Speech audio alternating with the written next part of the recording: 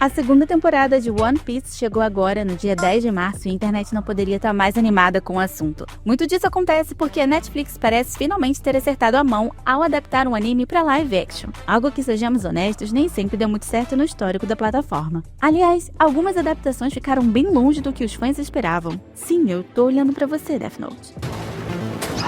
Rapaz, tá certo isso. Mas então, surge a pergunta de verdade. O que exatamente deixou tanta gente empolgada com essa série? O que existe dentro da história de One Piece que continua atraindo tanta gente para navegar ao lado do pirata mais animado e mais cabeça oca dos mares? Para de ser trouxa! Será que é apenas nostalgia falando mais alto? Ou será que a qualidade da adaptação realmente conseguiu capturar algo essencial da obra original? Bom, é justamente sobre isso que a gente vai conversar hoje. Então seja muito bem-vindo mais uma vez ao Universo Cristão Geek, onde cultura pop e teologia apontam pro verdadeiro criador. Eu sou Talara, não sou pirata, mas tô sempre atrás de um bom tesouro. E hoje eu quero conversar com você sobre adaptações de obras e sobre como preservar o coração de uma história quando ela atravessa de um formato para outro. Então, para começar, qual o maior tesouro que você busca? Uma relíquia poderosa, um item de valor incalculável ou os amigos que você faz pelo caminho? Essa é talvez a pergunta mais silenciosa e mais profunda que atravessa toda a história de One Piece. A obra, que já é praticamente tão antiga quanto alguns otakus raiz, daqueles que viram de tudo ao longo dos anos, conta a história de um jovem incrivelmente obstinado chamado Luffy. Ele parte para o mar decidido a encontrar o lendário tesouro conhecido como One Piece e, com isso, conquistar o título de Rei dos Piratas. Mas, como toda grande aventura, o caminho acaba sendo muito maior do que o objetivo inicial. Ao navegar pelos oceanos de seu mundo, Luffy encontra aliados improváveis, forma sua própria tripulação e enfrenta inimigos cada vez mais poderosos. Ao mesmo tempo, ele amadurece, cresce como pessoa e conquista algo que nenhum tesouro poderia comprar: a confiança e a lealdade daqueles que escolhem caminhar ao seu lado. E sim, antes que alguém pergunte, ele também ganhou poderes de elástico porque comeu uma fruta do demônio. Pois é. O grande segredo do sucesso duradouro de One Piece não está apenas nas batalhas ou no mistério do tesouro final. O verdadeiro coração da obra está na maneira como ela constrói crescimento coletivo. Cada personagem tem seu próprio sonho. Um quer se tornar o maior espadachim do mundo, outro quer desenhar o mapa completo dos mares, mas, curiosamente, todos esses sonhos acabam convergindo em uma mesma direção: a jornada de Luffy. Não porque ele obriga a segui-lo, mas porque ele vive seu sonho com tanta autenticidade que inspira os outros a viverem os deles. Existe uma frase de C.S. Lewis que diz que a amizade nasce quando duas pessoas percebem que amam a mesma coisa. Algo parecido acontece aqui. Aqueles que se aproximam de Luffy acabam amando não apenas o próprio sonho, mas também a liberdade que ele representa. Eles não abandonam suas jornadas pessoais, eles as entrelaçam. E é exatamente isso que diferencia Luffy de figuras como Griffith de Berserk. Griffith também tinha um sonho, grandioso, quase mítico, mas ele fazia com que todos ao seu redor gravitassem ao redor desse sonho como planetas presos à gravidade de um sol. As pessoas existiam para alimentar sua ambição. Em outras palavras, ele queria que todos amassem o sonho dele, mesmo que isso significasse consumi-los no processo. E esqueceu só de dizer que esse personagem é um ceboso aí que não vale nada. Que fique bem claro, isso é a minha opinião.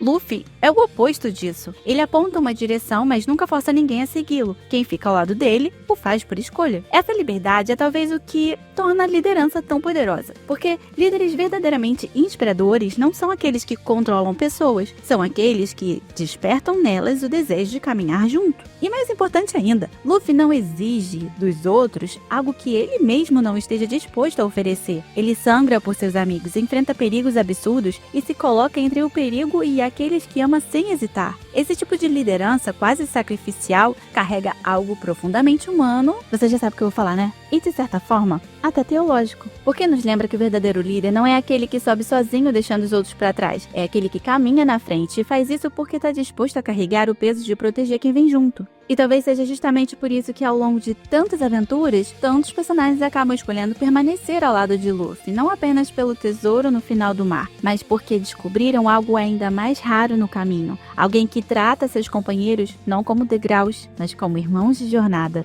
E convenhamos, isso sim é um tesouro de verdade. Quando você olha para a adaptação produzida pela Netflix e percebe todo o burburinho que ela gerou, fica claro que o entusiasmo do público não surgiu apenas por nostalgia ou pelo apelo visual da produção. Claro, a série não é perfeita, nenhuma obra é, mas ela acerta em algo fundamental. Aponta para um conceito de altruísmo e camaradagem que ressoa profundamente com quem assiste. Quando uma história consegue tocar nesse tipo de valor, acontece algo curioso. Em vez de afastar o público com cinismo ou frieza, ela o aproxima. As pessoas não apenas consomem a obra, elas passam a torcer por ela, defendê-la e, em muitos casos, até recomendar com alegria. Isso ajuda a entender por que One Piece se tornou uma das narrativas mais persistentes e reconhecidas da cultura pop mundial. A liderança que a obra exerce dentro do gênero shounen não é um fruto apenas de batalhas espetaculares ou de um mundo imaginativo. Existe algo mais profundo ali. Ela comunica, ainda que de forma alegórica, um tipo ideal de humano que continua sendo desejado no mundo real.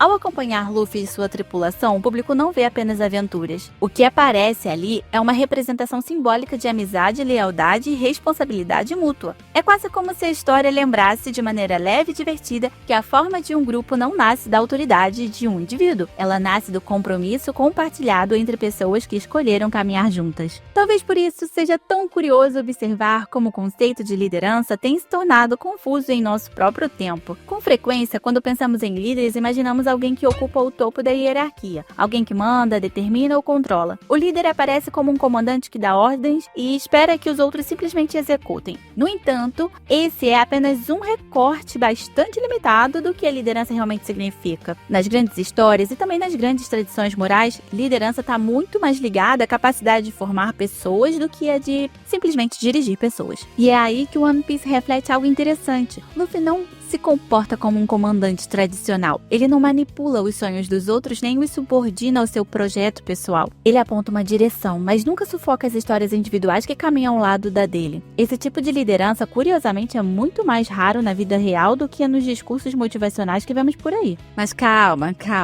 Isso aqui não vai virar papo de coach motivacional, não. Essa não é a ideia. Na verdade, o que aparece aqui é bem mais antigo do que qualquer palestra sobre liderança. C.S. Lewis, em Cristianismo Puro e Simples, fala sobre algo chamado virtudes teologais, que são disposições do coração que, na visão cristã, orientam o ser humano para aquilo que está além de si mesmo. Entre elas está a virtude da caridade. Muitas vezes a gente pensa que caridade significa apenas ajudar alguém ou fazer uma boa ação, mas o sentido original vai um pouco mais além. Caridade é um amor que busca genuinamente o bem do outro, um amor que não usa as pessoas como meios para um objetivo. É um amor que se alegra em vê-las crescer, florescer e alcançar aquilo que foram chamadas a ser. Quando você olha por esse ângulo, começa a perceber algo curioso. Luffy não reúne pessoas ao seu redor para que sirvam ao seu sonho. Ele cria o espaço onde cada um pode perseguir o próprio sonho sem medo. Acredita que, ao fazer isso, está permitindo que todos aprendam e se desenvolvam ao longo da jornada, somando a sua própria busca e as experiências individuais de cada um.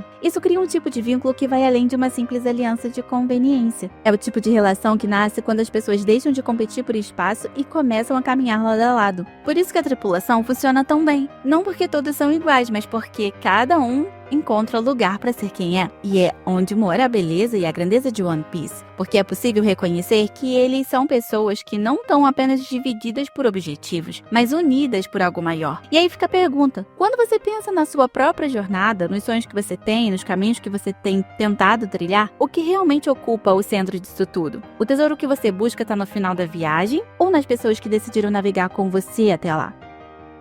É isso, galera. A gente chega ao fim de mais um vídeo. Se você ficou até aqui e ainda não colocou seu chapéu de palha para sair navegando pela Grand Line, considere se inscrever no canal, deixar o like e ativar o sininho para não perder nenhum vídeo que a gente publica por aqui. E como a ideia é justamente continuar essa conversa com você, seja para concordar, discordar ou trazer outra leitura da história, deixe seu comentário aqui embaixo, e se você quiser ajudar o canal a continuar crescendo, dá uma olhada também na nossa campanha de arrecadação lá na vaquinha. A chave Pix vai aparecer aqui na tela e também tá na descrição do vídeo. Qualquer valor já ajuda muito a gente a melhorar a produção do canal. E quem contribui ainda recebe um agradecimento nos próximos vídeos. Por isso, o obrigado de hoje vai para Alice, Bernardo, Daniel Silveira, Gabriel, Maria, Marco, Matheus, Raquel e Vinícius. De verdade, que Deus abençoe muito a vida de vocês. E é isso por hoje. Até o próximo vídeo.